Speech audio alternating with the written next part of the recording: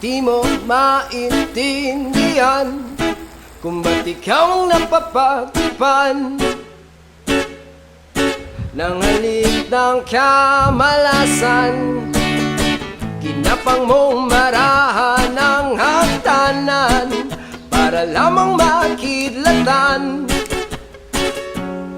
sa kaitaas-taasan. Ngunit kaibigan, huwag kang magpapasindak.